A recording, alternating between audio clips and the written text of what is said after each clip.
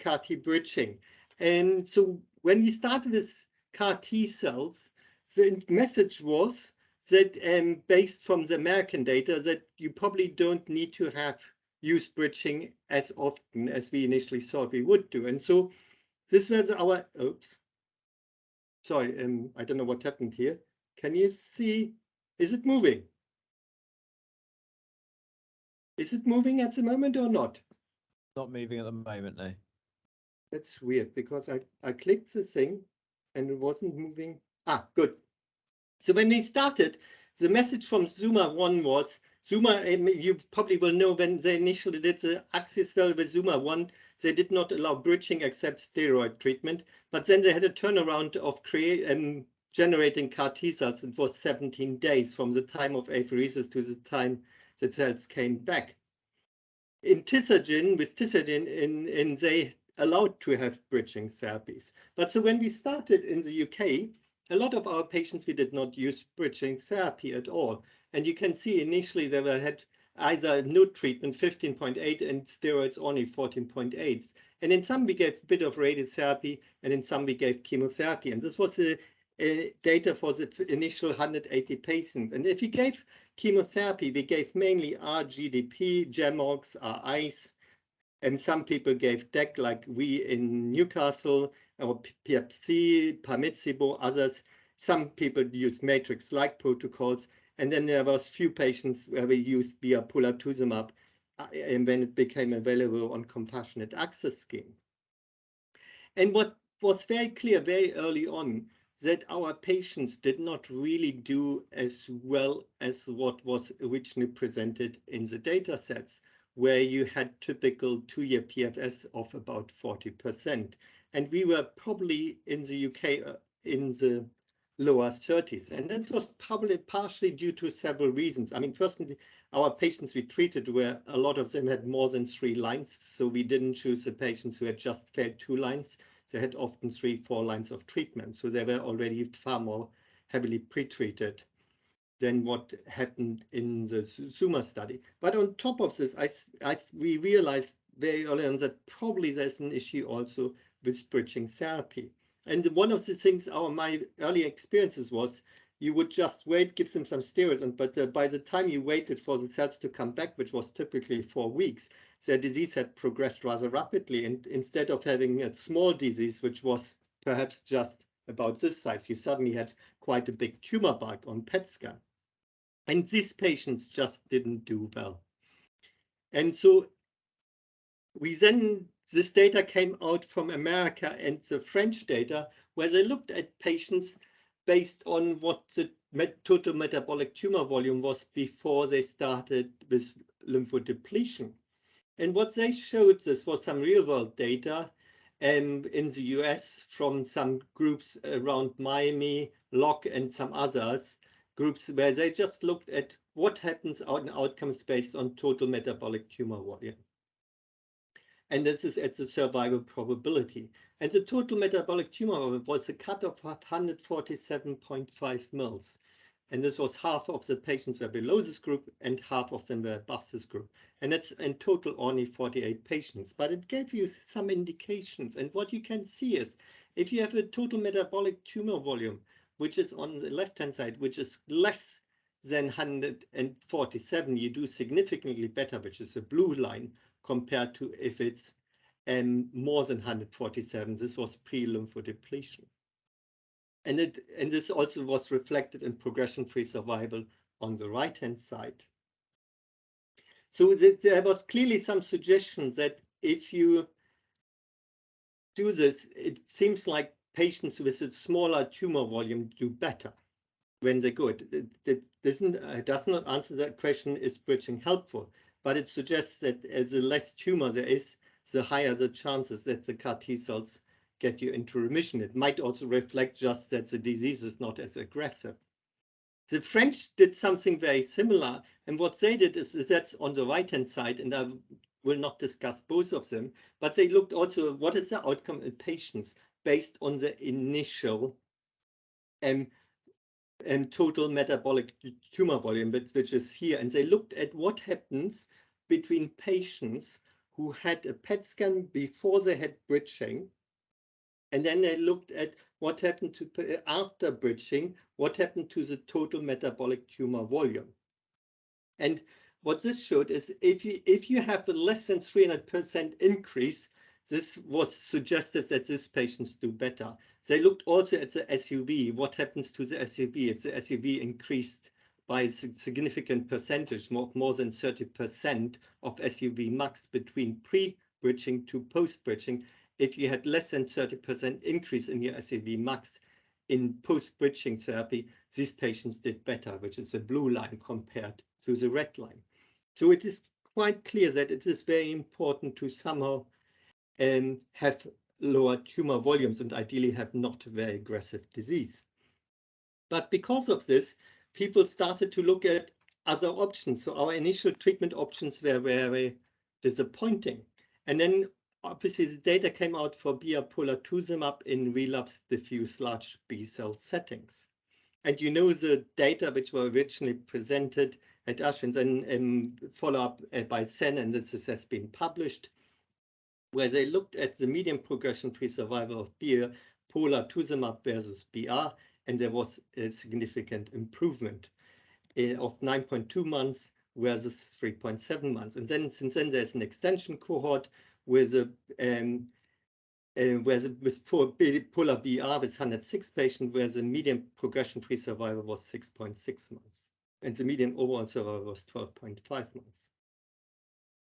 We also, at the time, had some real-world data from the UK, which Pete Townsend collected, and this showed that the progression-free survival and overall survival for bipolar was probably not as good as the original data. But it also showed that quite a lot of people started to use it as a bridge to CAR T cells. And in this, there you can see on the right-hand side, 40 patients in this cohort were treated, where it was used as a bridge to transplant. And 17% of this achieved a CR and 42% achieved an overall response. And NICE kindly agreed that we could start to use bipolatuzumab early on as bridging therapy, which was actually quite unique. And we are still in France, it's not allowed, and in Germany, it's not allowed to give bipolatuzumab. And as far as I'm aware, also in Spain, it's not allowed to use bipolatuzumab. But what happened is over the last 1 or 2 years, we started to use more and more bipolatuzumab as bridging therapy. And most of us will use 1 cycle. Occasionally, you give 2 cycles. And there is now some data, not a lot of data is published on this one. One was published at the virtual CAR T-cell meeting in 2021, EBMT, by the UCL group. And there you can see is the outcomes and responses if you use polatuzumab BR on the left-hand side, where there were 33 patients treated, and you had about 40% of patients either achieved a PR or a CR or had a mixed response. If you use at other treatments, ifosfamide-based, gemcitabine-based, or other chemotherapy-based treatments, the outcome was less good. The response rates were less good, with typically only between 10 and 20%.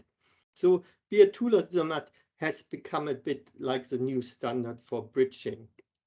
And what you can see is, if you get a response with bridging, if you either get a PR, stable disease, or CR, you do significantly better than those patients who have a progressive disease. It does not answer the question, would they have progressed anyhow, even if you hadn't had bridging therapy? This is something no one has done it, because there's no study where they did proper randomized study to give a bridging versus no bridging. So we don't know this answer. But there is some suggestion that if you respond to treatment, you do better. And that's certainly something I think everyone who has dealt with CAR T cells will have noticed. Patients who you give bridging and you reduce the tumor bulk, you have a significantly higher chance to keep them in long-term remission. And there might be some explanations for this, which I will come back later. And this data have also been shown by other groups. And the biggest group who has looked at this is the French group. And they have done some really interesting studies. They have also done a kind of real-world data set. But the beauty is there in the French is every CAR T cells patients needs to be enrolled in this Descartes registry, which is actually a official study. And it is like a phase 4 study where every patient needs to go in and they collect data prospectively on every CAR T cell patients treated in France.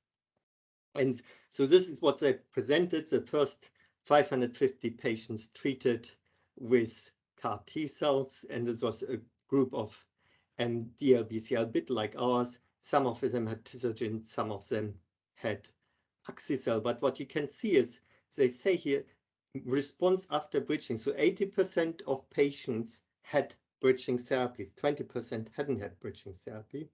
They don't define they've defined it in the papers, it's more, but they've given any kind of treatment, different chemotherapy regimes. As I said, they couldn't use bipolatuzumab. So they used the kind of treatments we used initially. And you can see 8% achieve a CR, and 18% achieve a PR, and 12% achieve a stable disease, and 54 had progressive disease. So half of the patients will progress. But if you look at the patients, those who achieve a CR, a PR, or stable disease, this is the red line, do significantly better than those who have progressive disease after this bridging, which is the black line. And the blue line is those ones who hadn't had any kind of bridging therapy, so where the disease is so small that they don't require any bridging therapy. And so what it hints is, and together with the UCL data and our real-world data, is that those who have very little disease and where the disease is not very aggressive, you probably do not need to give them treatment because they seem to do very well with CAR T cells. But those where you're worried about the disease, it's probably best to try to shrink it or try to at least keep it stable. And so you can then improve PFS, but also overall survival. And if you look, you can see this effect for axi-cell, and you can also see the same thing for Tisogen. So why do I think it's important?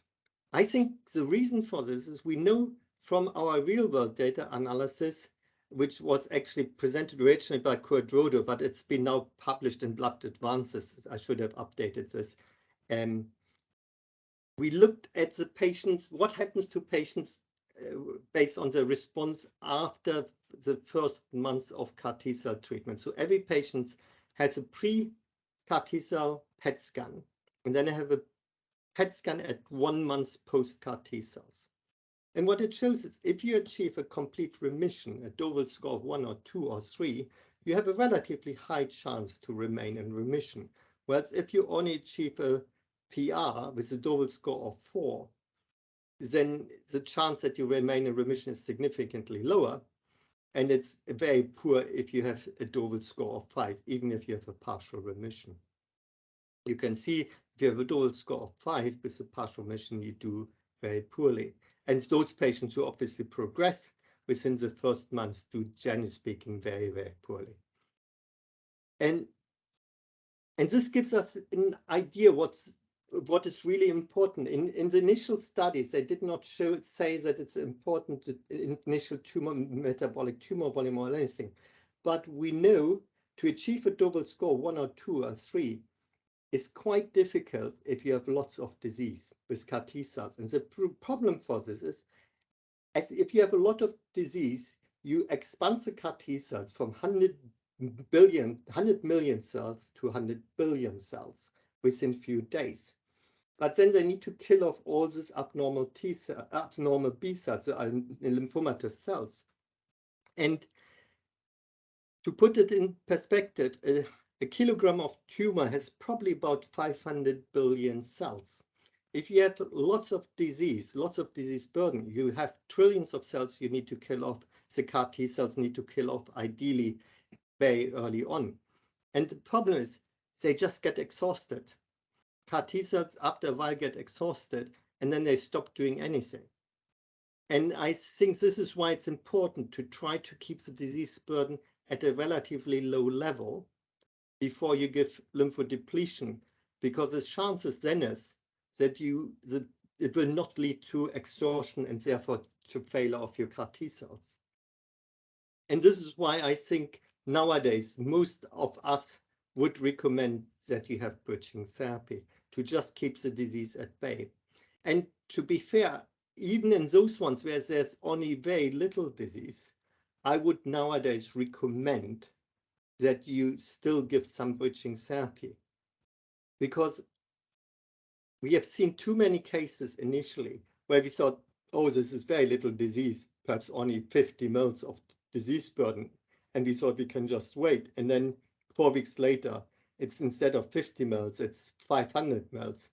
And you lost the plot. I mean, you could have, in hindsight, at this time point, we probably should have then stopped and give some bridging therapy. But at the time, we just gave CAR T cells. And none of these patients survived. They all progressed and relapsed. So I think I would always nowadays give some treatment. And most of our patients, I would give nowadays polatuzumab.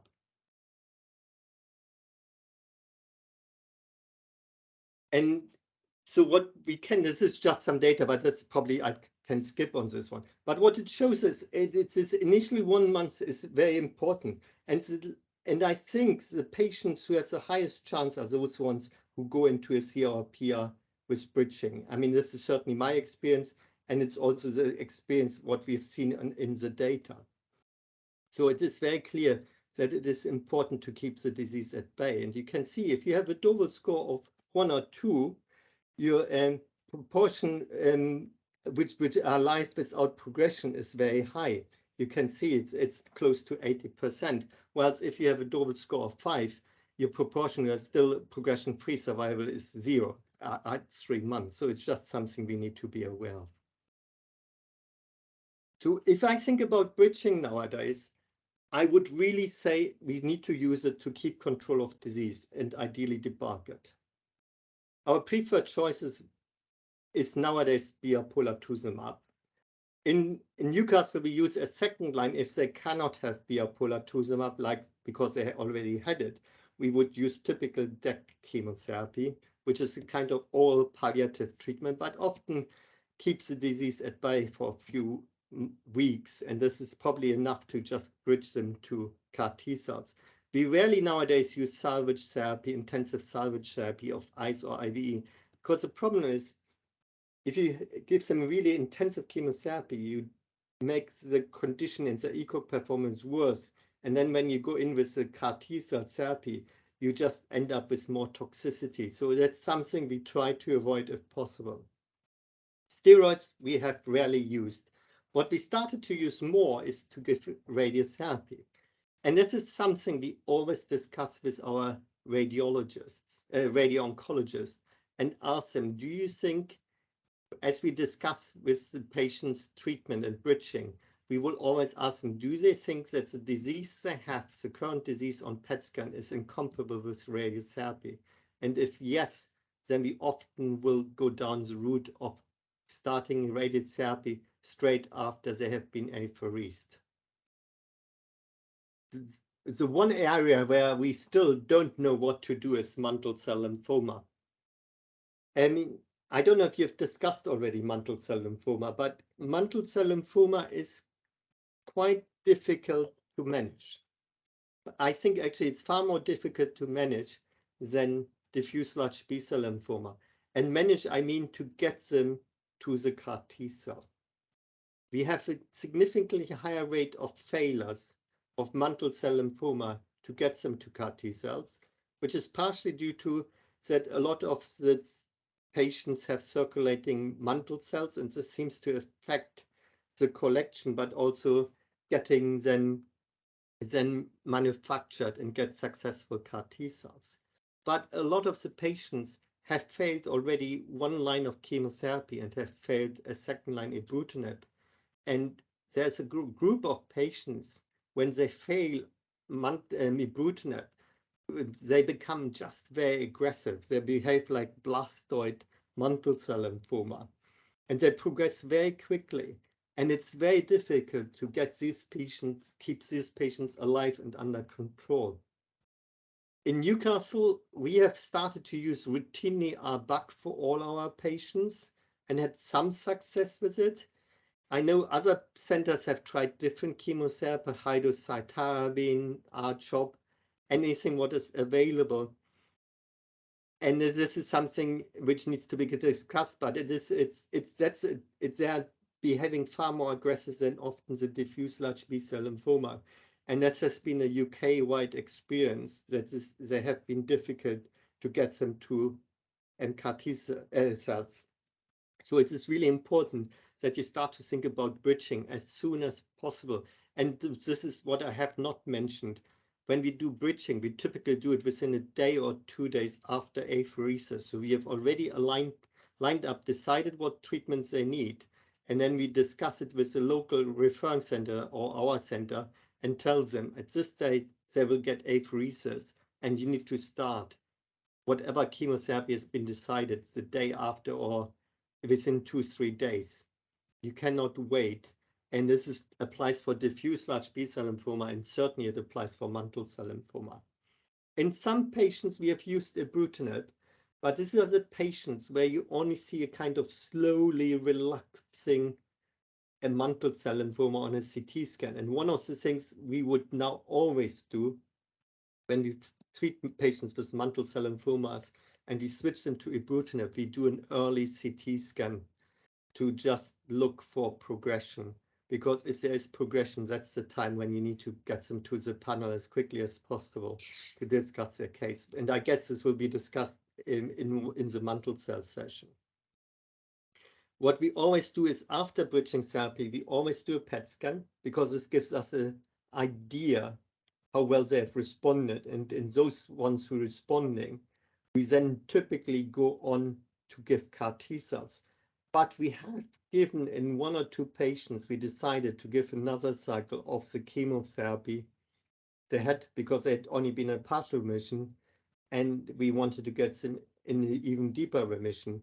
And this has been successful in the 2 cases we used, but you have to be careful with this approach because if they start to progress within the cycle, you will kick yourself that you have done it. So you need to choose your patients carefully. But what we do know from patients who go into a CR, and I don't show this, but we've got some data from UK data, but also others, patients who go in CR after bridging, they do extremely well with CAR-T cells, probably better than patients who only achieve a PR after bridging. But that could be just based on the disease characteristics rather than that you achieved a CR. Perhaps patients who had a PR and just the disease wasn't as responsive. So that's always the difficulty with all this data. What is also really important if you deal with this kind of treatments, you need to have very close contact with referring centers to start bridging as quickly as possible after apheresis. There's still quite a lot of unanswered questions. I think we can now safely say in the UK, biopolatuzumab is a good, is kind of standard as bridging. But what do you do if you have 1 cycle and you have only partial remission? Should you give another dose or not? We always discuss it. Most of the times we give CAR-T cells, but as I said, occasionally we give also some additional cycle. When you give radiotherapy, I did not mention it, but I mentioned it a bit, but with radiotherapy, if you give radiotherapy, we typically give quite full dose. We typically give 24 grays, occasionally even 30 grays in 15 fractions. But there is some suggestion that low dose radiotherapy might be even better. There seems to be some kind of synergy that you prime the tumor if you give low dose, that then CAR-T cells can get better into the system, and somehow there might be a better response. But it has never been shown properly in a study that this is the case, but there's some theoretical reason why low-dose radiotherapy 10 to 15 grays might be better than 20 to 30 grays. And hopefully there are studies happening in the US as well as in the UK to look at some of these ideas. The other thing which is not clear is there a role to combine chemotherapy with radiotherapy? We haven't done it intentional, But what we have done is in patients where we gave chemotherapy, where there was no response, and we were really concerned to go in with CAR T cells, that we then gave some radiotherapy as additional bridging. So they had 2 lines of bridging. But this wasn't planned like this. It just so happened that the patient did not respond to initial treatment. And then, what is the role of bispecific antibodies? Will they be helpful as a bridging therapy? And I think there could be a big role for bispecifics to use as bridging. And there are current studies happening in US and Europe to look at this. And that's an area of interest. And that's certainly something which will be interesting to observe over the next years. So I would argue that bridging therapy is probably a very important part of CAR T cell therapy. And because it's so important, it's also very important to do it as fast and as quickly as possible. So you need to plan ahead and start bridging straight away after apheresis. We always will discuss it at our MDTs. We discuss it with our radiologists. We discuss it with our radio-oncologists to determine what approach to choose. And for diffuse large B-cell lymphoma, it's nowadays for us mainly the decision, do we give bipolatuzumab as systemic treatment or do we give radiotherapy if it's more localized disease? And for mantle cell lymphoma, we use normally RBAC, but this is our choice, but other centers would use something different, and there's not yet a clear cut for any treatment that one is better than the other.